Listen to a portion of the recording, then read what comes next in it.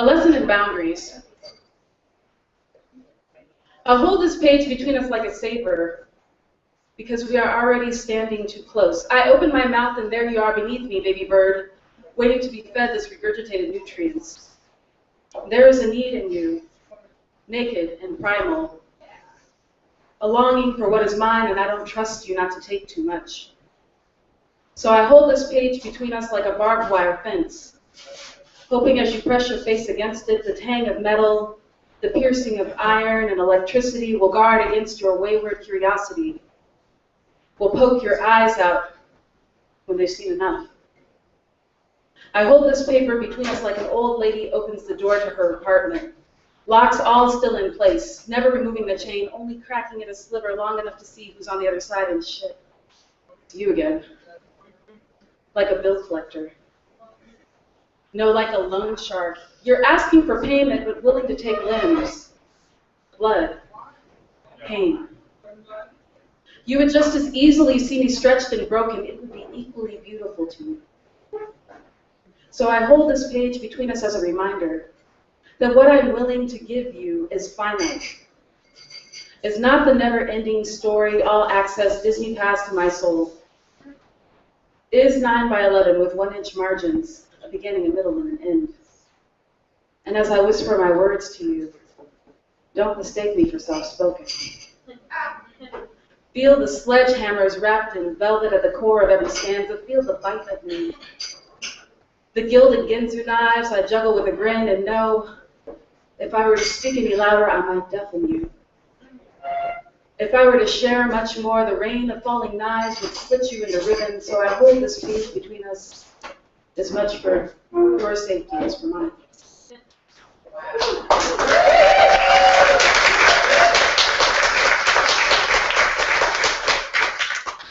Thank you. So, what kind of poetry do you want to hear? Like that. Like that? Well, that's good. I got a whole bunch of that. No, I mean like lighthearted funny, or sad, or annoying, goofy, powerful. Should I read my, in honor of yogi, I'm going to read my single poem.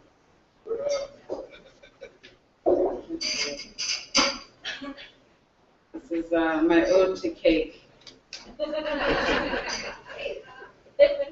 The cake girl. I love weddings because there is plenty of consolation cake. Yards of it, whole sheets of flowered frosting announcing that like art animals, all of my friends have paired up. Even my gay friends.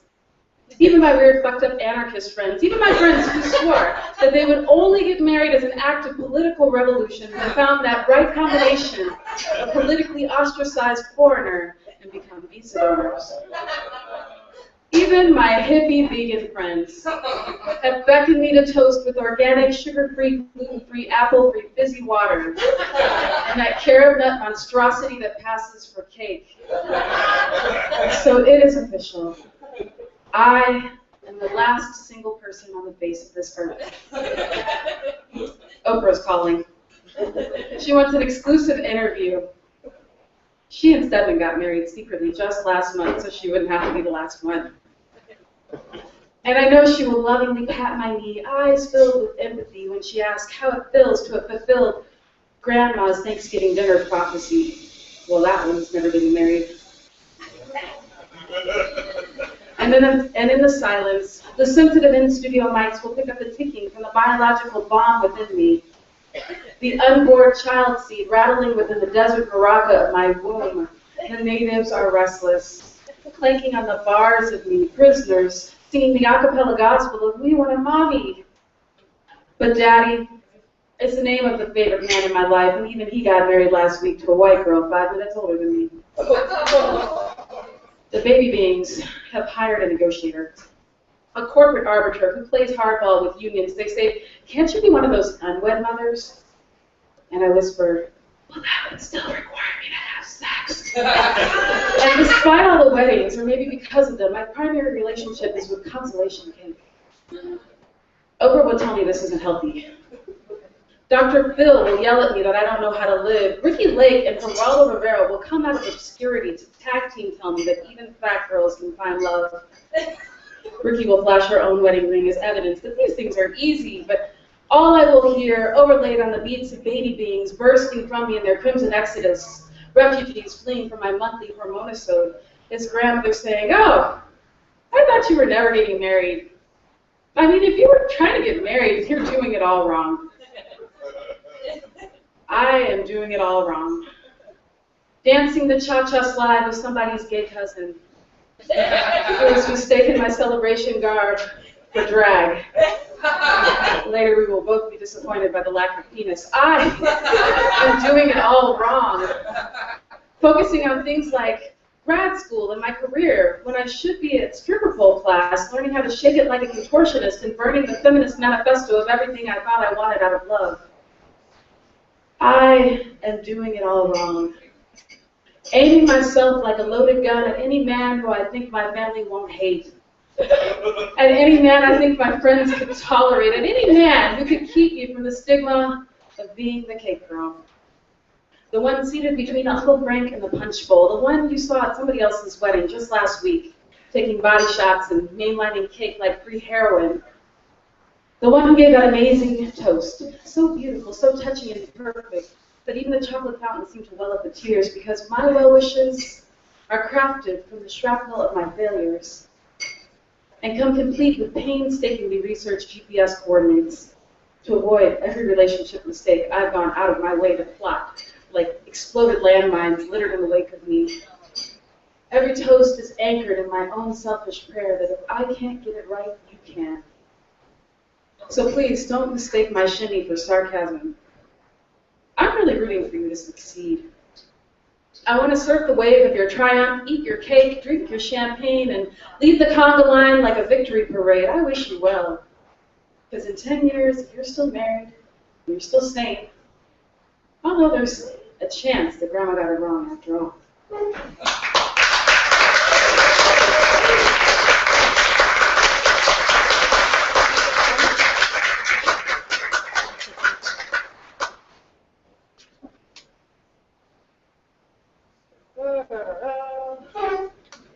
I feel like I should read a letter. Yeah. Because I wrote a whole bunch of letters. Do you guys like to write letters? Yeah. Nice letters? What? I write emails. Emails? No. I mean like an actual, on paper. And then you put it in an envelope. I like to write letters. I write actual letters in ink on paper, and I put them in envelopes and mail them to people. So I write like happy letters and sad letters and thank you letters and fuck you letters. And so yeah, there's a whole section in here about letters I wrote. And this one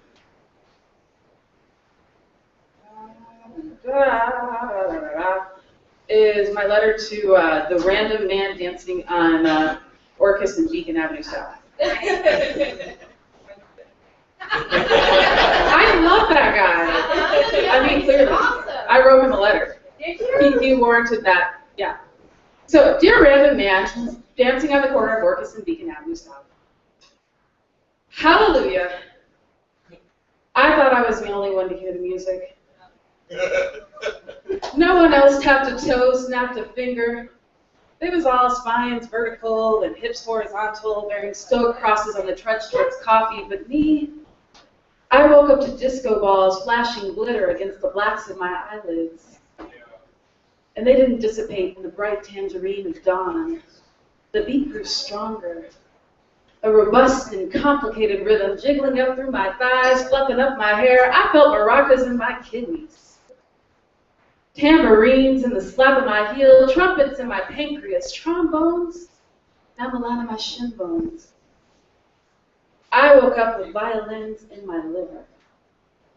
Not those mopey, longing, stringy things. I mean mariachi staccato leaps. My toes were wiggling piano keys. Thank God you can hear it too. Feel the marimbas fluttering up through shoulders. Shake it, pop it, lock it, shimmy like a Christmas jello mold. Let the vibe wail out like a joy siren. Are we the only two people who got the memo? We can't be the only ones on earth to wake up to this miracle.